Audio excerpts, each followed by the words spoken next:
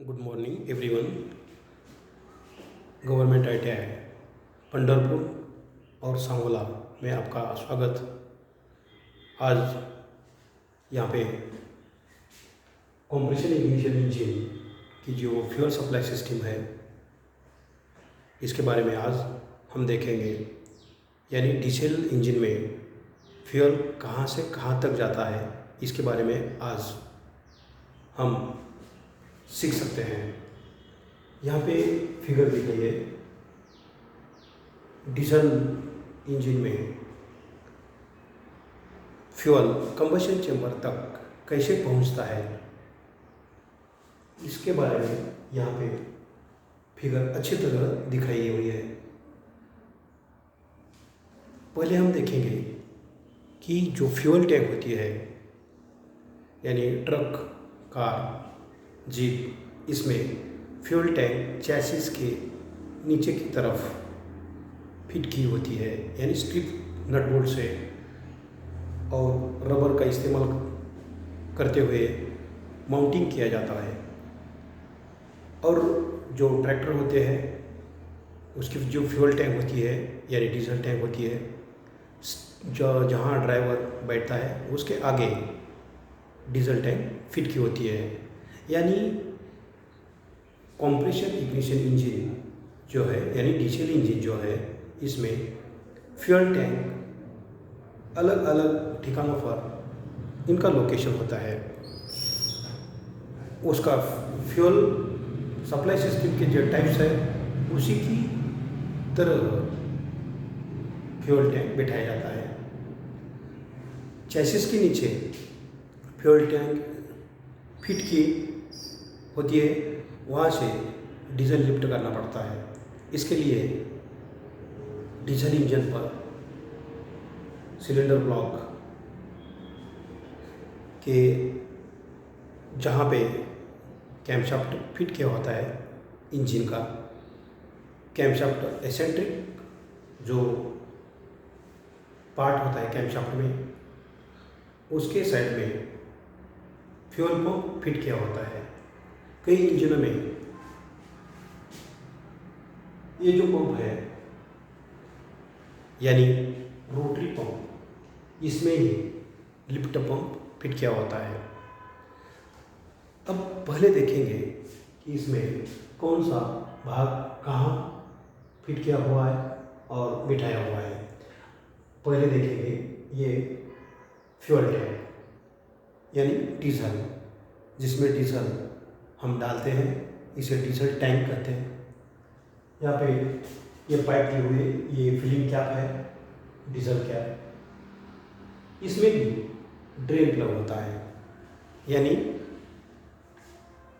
ज़्यादा किलोमीटर होने के बाद या कई आवर्स व्हीकल चलती है तो इसमें कई पार्टिकल्स यहाँ पे आते हैं यानी कण, बड़े बड़े कण यहाँ पे डीजल में होते हैं, वो नीचे की तरफ जाते हैं।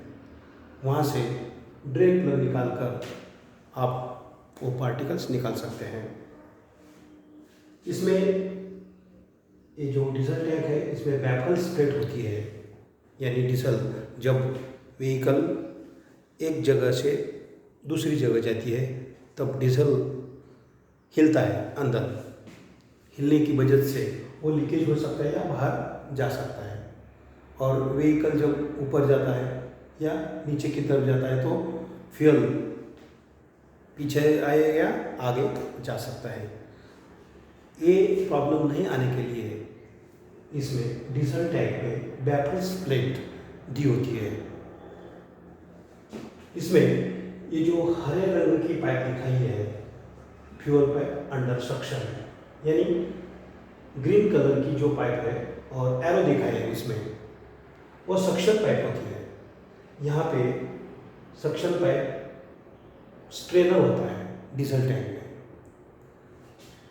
ये सक्शन पाइप यहाँ दिखाया है मेन और इंजन फिल्टर जिसमें यानी यहाँ पे फिल्टर दिखाया हुआ है। यहाँ से डीजल क्लीन करके यानी क्लीनर होकर इस पाइप में से डीजल ये रोटरी पंप में चला जाता है। ये रोटरी पंप में और प्रेशर बढ़ा दिया जाता है।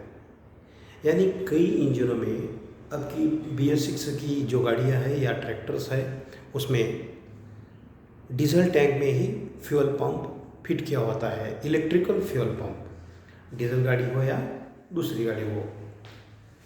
यानी डीजल लिफ्ट करने के लिए यहाँ पे फ्यूल पंप फिट किया होता है और उसको जो सप्लाई दी होती है बैटरी से सप्लाई, इलेक्ट्रिक सप्लाई दी जाती है। और जब हम स्विच ऑन करते हैं तब वो फ्यूल पंप ऑपरेट होता है। ऑपरेट होने के लिए ECU या ECM का इस्तेमाल किया जाता है। यहाँ पे ये जो पंप दिखाया है इसका नाम है रोटरी पंप, यानी डिस्ट्रीब्यूटर टैंक पंप। इसमें एक ही एलिमेंट होता है, इंजन सिलेंडर कितने भी हो। यहाँ पे इंजन सिलेंडर कितने होंगे, 4, यानी 4 पिस्टन है इसमें। ये जो लाल रेड कलर की पाइपलाइन दिखाई है उसका नाम है इंजेक्टर हाई प्रेशर पाइप। और दूसरी जगह से जो फिट किया हुआ है 1 2 3 4 एक इंजेक्टर है, यानी एटोमाइजर है। इसको स्प्रेयर वाल्व भी बोल सकते हैं, लेकिन नोजल नहीं कहेंगे। इसका नाम क्या है, इंजेक्टर है या एटोमाइजर या स्प्रेयर वाल्व है। ये रेड कलर की पाइप जो है इंजेक्टर हाई प्रेशर पाइप्स, जो नीली दिखाई हुई है इसका नाम है रिटर्न पाइप या ओवरफ्लो पाइप। यानी इंजेक्टर में से जो लीक हुआ डीजल है वो वापिस डीजल टैंक में चला जाता है। और जो फ्यूल इंजेक्शन पंप में या डिस्ट्रीब्यूटर पंप में या रोटरी पंप में ज़्यादा हुआ जो फ्यूल है वो भी यहाँ से रिटर्न जा सकता है। अब इसमें कौन कौन से भाग हैं, यानी पार्ट कौन कौन से आते हैं ये देखेंगे। फ्यूल सिस्टम कंपोनेंट्स, पहला आता है फ्यूल टैंक, दूसरा फ्यूल पाइपलाइन यहाँ पे है, तीसरा engine filters, rotary fuel pump,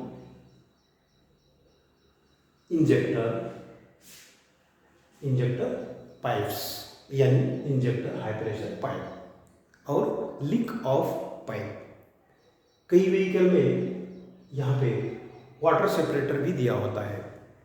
जो डीजल की फ्यूल सप्लाई लाइन है उसमें सक्शन साइड के आगे जो फिल्टर है, फिल्टर के आगे या पहले वाटर सेपरेटर फिट किए होते हैं। वाटर सेपरेटर वो डीजल में से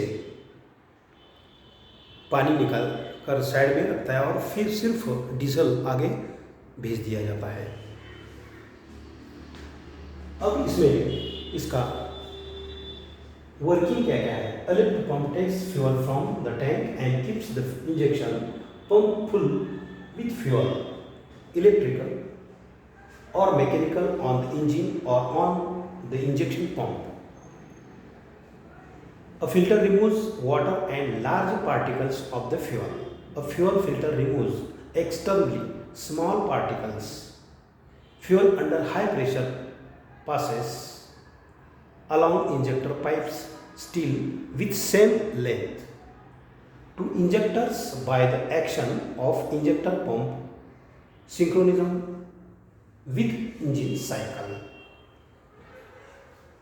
इंजन यानी पिस्टन कितने भी हो, 1 हो, 2 हो, 3, 4, 6, 8 या 12 कितने भी पिस्टन हो सकते हैं। लेकिन ये जो इंजेक्टर हाई प्रेशर पाइपलाइन होती है इसकी लंबाई सबकी एक होती है और उसकी लंबाई एक ही रखी जाती है। वो किस लिए? टाइमिंग और फ्यूल अच्छी तरह डेवलप होने के लिए ये पाइपलाइन जो दी जाती है सबकी लंबाई यानी लेंथ सबकी एक ही होती है। इसकी इंजेक्टर हाई प्रेशर पाइपलाइन यानी इसकी लंबाई इसकी लंबाई इसकी लंबाई इसकी लंबाई सेम रहती है, कोई डिफरेंस नहीं रखा जाता। अब देखेंगे इसका कार्य यानी वर्किंग कैसे होता है। पहले हमने देखा कि डीजल टैंक में क्या होता है, डीजल भरा होता है। फिल्टर का काम क्या होता है, डीजल क्लीन करना। वाटर सेपरेटर का काम क्या होता है, डीजल में से जो वाटर है वो साइड में रखना और सिर्फ डीजल आगे सेंड करना। और वो जो डीजल फिल्टर होता है वो बड़े बड़े जो पार्टिकल्स होते हैं डीजल में वो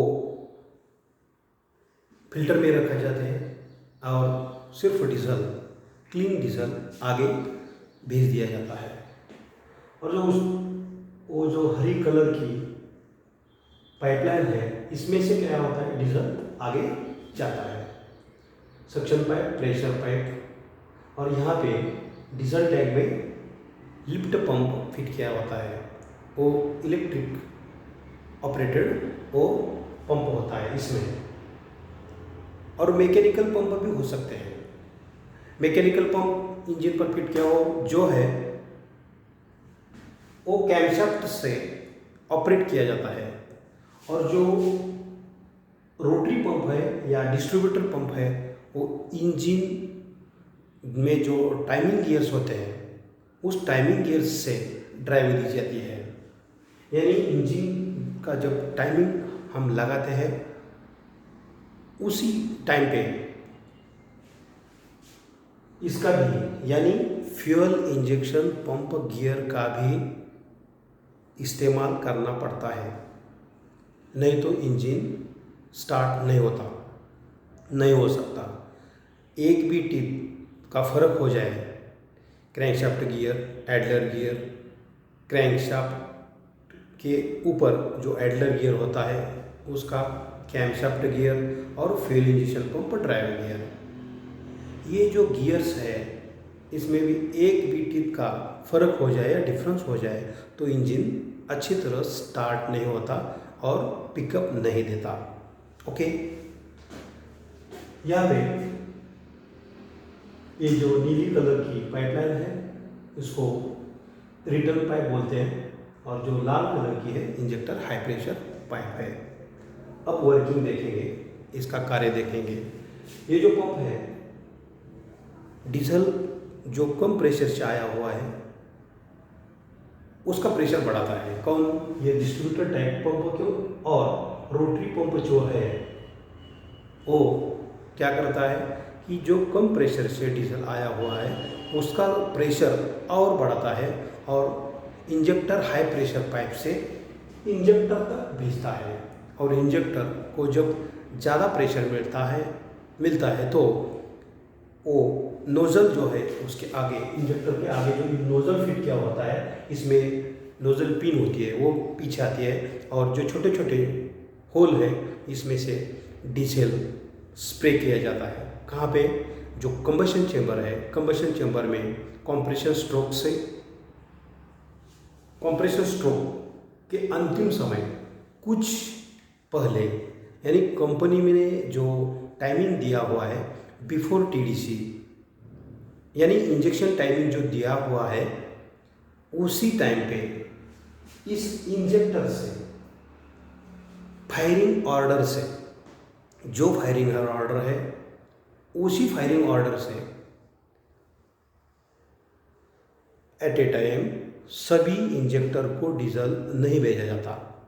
यानी फायरिंग ऑर्डर समझिए 4 सिलेंडर है, उसमें राइट साइड क्रैंकशाफ्ट यानी क्लॉकवाइज घूमता है तो इसकी फायरिंग ऑर्डर होती है 1, 3, 4, 2 ऐसे होते हैं। तो ये जो फ्यूल इंजेक्शन पंप है, रोटरी पंप जो है, इसमें हाई प्रेशर पाइपलाइन से डीजल यहाँ पे इंजेक्टर में भेज दिया। तो समझिए 1 नंबर में डीजल आ गया, यानी 1 नंबर कंबशन चेंबर में डीजल स्प्रे किया हुआ। जो गर्म हवा है उस हवा पे इस इंजेक्टर ने स्प्रे कर दिया, तो उसमें 1 नंबर सिलेंडर में आगे के स्ट्रोक पूरे होते हैं। उसके बाद 3 नंबर यानी 3 नंबर के इंजेक्टर के द्वारा कंबशन चेंबर में डीजल का स्प्रे किया जाता है। उसके बाद 4 नंबर जो इंजेक्टर है उससे कंबशन चेंबर में स्प्रे किया जाता है। उसके बाद 2 नंबर जो इंजेक्टर है उससे कंबशन चेंबर में स्प्रे किया जाता है और इंजन पूरी तरह अच्छी तरह वर्क करता है और इसी तरह इंजन स्टार्ट होता है। और जब हम एक्सेलरेटर पैडल का इस्तेमाल करते हैं या प्रेस करते हैं उसी वक्त यह जो पंप है डिस्ट्रीब्यूटर पंप, इसमें गवर्नर होता है, यानी फ्यूल कितना भेजना है, कम भेजना है या ज़्यादा भेजना है, उसका नियंत्रण जो कंट्रोलिंग होता है गवर्नर में होता है। वो जो गवर्नर है वो क्या करता है कि डीजल कितना आगे भेजना है वो कंट्रोल करता है।